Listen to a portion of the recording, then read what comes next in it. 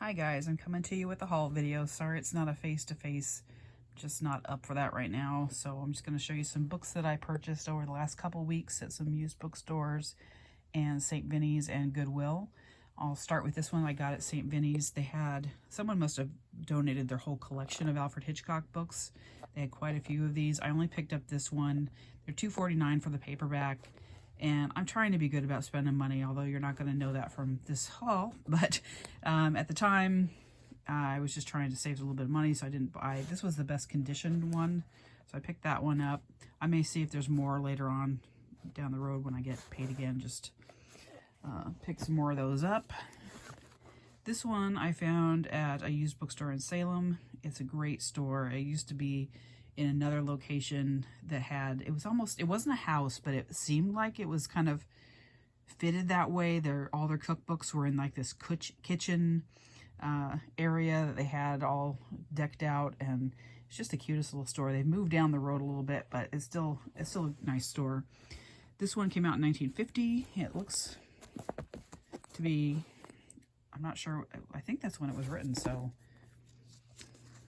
yeah, I wish they wouldn't do that though with the price, but couldn't pass that up. One of my favorite Beverly Cleary books. I've been wanting to reread this one. I have a copy of it somewhere. It's probably in the garage, and which I hate, in a Sterilite tub of just for storage for right now. But I hate having books other than in the house because I just worry that they're going to get damp and yucky. Our garage is pretty well insulated, but still. Anyway, so I read this one. Probably, I think our teacher read it to us in like the 3rd grade, and it was always one of those, just those books that grabbed you as a kid. So I want to reread that. This one I couldn't pass up. Look at that cover, Freckled and 14. It was 50 cents, and it came out in 1965. So it's about a girl who's got red hair and freckles, and I think is embarrassed and upset about her appearance, just as we all were probably at 14. Still am at 53 sometimes, but yeah, that one just looked cute, so I picked that one up. And then I found a couple Agatha Christie books. This one's The New Bedside Bathtub and Armchair Companion. It's got little pictures of old covers and all kinds of stuff. So I picked that one up just because anything Agatha Christie always fascinates me. And so I also picked up this one because it was pretty cheap. I think this was the one I got. Maybe the other one I got at Goodwill. Yeah, I think the other one I got at Goodwill for $3.99. It may have been half off of that. Anyway, this one's kind of similar. It has just a biography of her works and that kind of stuff. So always interests me.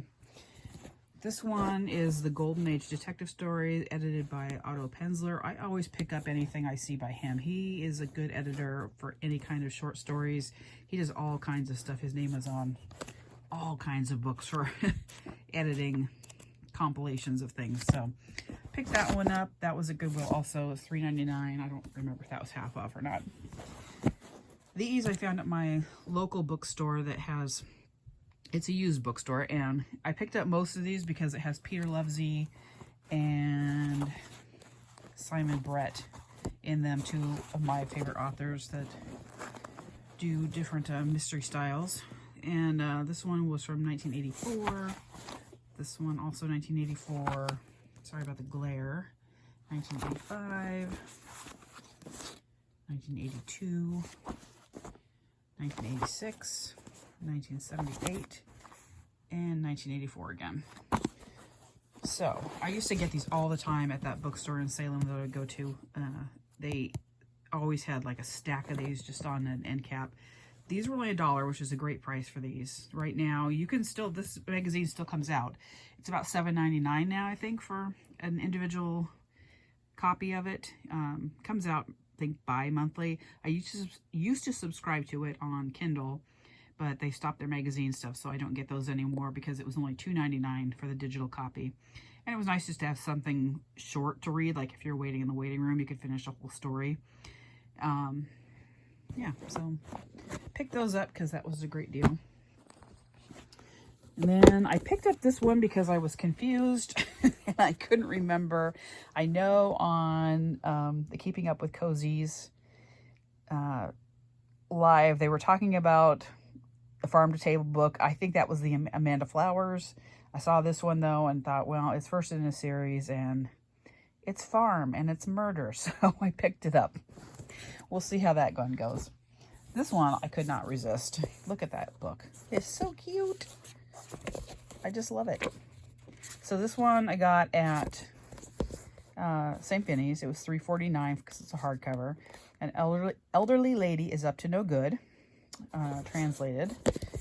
But yeah, it sounds like it's a lady that she's 88 years old with no family, no friends, and no qualms about a little murder. So we'll see how that one is. But yeah, I couldn't pass up that book. It was just too cute.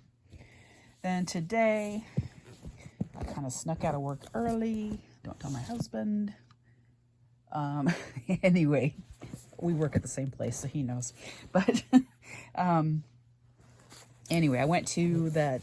There's another bookstore that we've got a couple bookstores in our in our town and in our neighboring town that both support a different humane society. So I went to this one, which is a great one. All their adult paperbacks are $1 and all their hardcovers are $2. And then they've got some other prices I'll show you on another book. But these ones were just sitting there and I don't know anything about these at all. And again, those videos are going around of things that annoy you. That annoys me. Look at that. Why would you do that? Why would you have the titles here, the titles there, titles there, the title there? Just, I mean, is this, maybe it's supposed to go in some kind of pattern? I don't know. Maybe. I don't know. I don't like it though. But I've never heard of this author before. Maybe someone else has. It sounds like it's, obviously it's a series. There's the 11th, the 15th, the 3rd, the 16th, and the 9th of the Albert Campion mysteries. It sounds like these are a golden age set of books. So I'll dig into those and see. Couldn't pass them up for only $1 each. This one I picked up at, I don't remember where.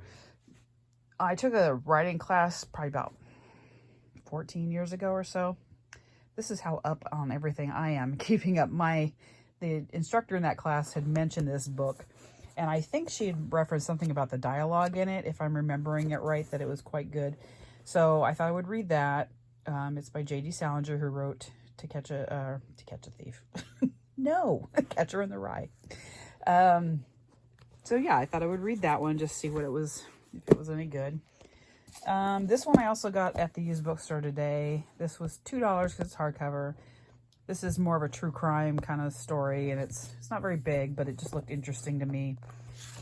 I love when they have old pictures in things and kind of, I like history. I did like history in school, but I like it when you feel like it's not just dry history, you know, when they make it exciting and it's about an actual people and you feel like it's real, you know, not like it's just rote memorization.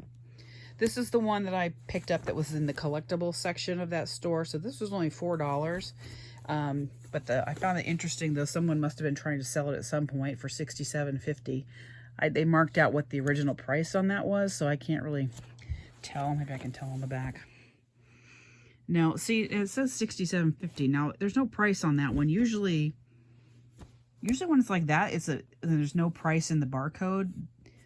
I don't think this was a bargain book. But who knows? Yeah, I don't know. Can't tell. Anyway, I picked this up because I've always been fascinated by the Titanic. Again, history stuff, I've always liked that. Titanic is just always, I don't know. Yeah, you have certain things in your life where it just kind of speaks to you almost, that it just kind of resonates with you. Titanic was always one of those stories that were just, you know, kind of unforgettable, that you just couldn't imagine being in that position, and the fear that these people must have been in, and the excitement of being on a big ship like that, and how exciting it was for it to be, you know, sailing for the first time. My husband and my mother and I all got to go to Ireland last year, and we went to Belfast and went to the Titanic Museum that they have there, because that's where the Titanic was built. And very fascinating, the whole museum. If you ever get a chance to go to that, if you're thinking about doing it, I would definitely do it. It was definitely worth it. You got to see all kinds of things that they had brought up. There were letters, there were just all kinds of interesting things. And then I've got a little bit of a review, and I did DNF this book, so not much of a review. I think I've had this book for quite some time. I used to listen to a podcast called Books on the Nightstand, and it was by two people that were in the publishing world. And it was quite a good podcast at the time.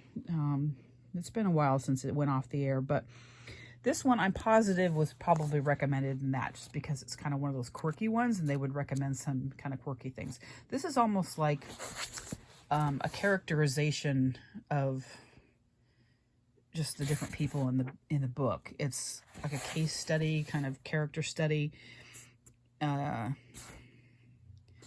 It goes through, it takes place on a London Underground train in the tube station, and let's see, a Bakerloo line tube train with no one standing and no empty seats carries 252 passengers.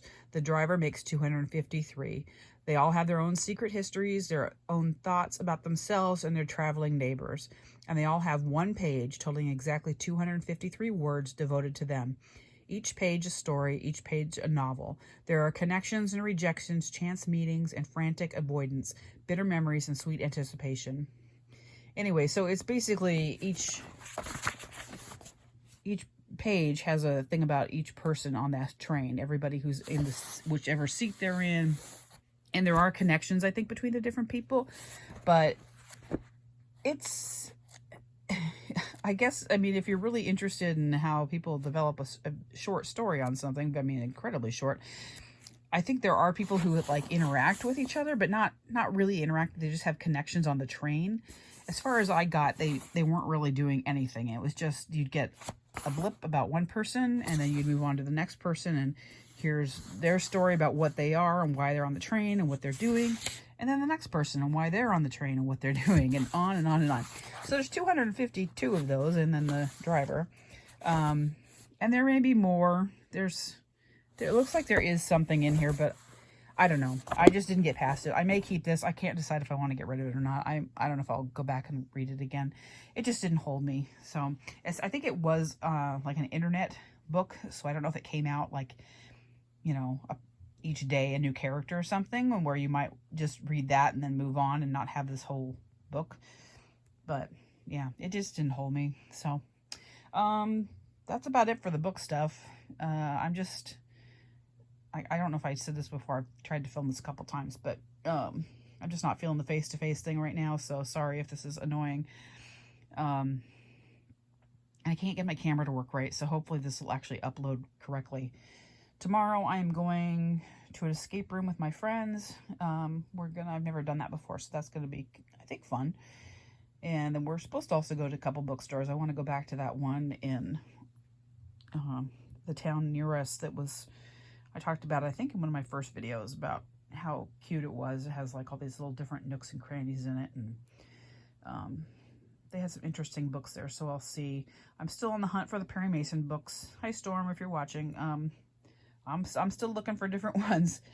I kind of regret when I went to that book signing that I didn't get more of those Perry Masons that they had there, because they were such a nice quality book for $4, but like I said before, I'd spent quite a bit of money that day, so I just really couldn't justify spending any more. But someday I might have to go back up there, even though it's like an hour and a half away, and peruse them, because they certainly had the biggest selection I've ever seen. Anyway, yeah, so that's it. I'll talk to you guys later. Bye.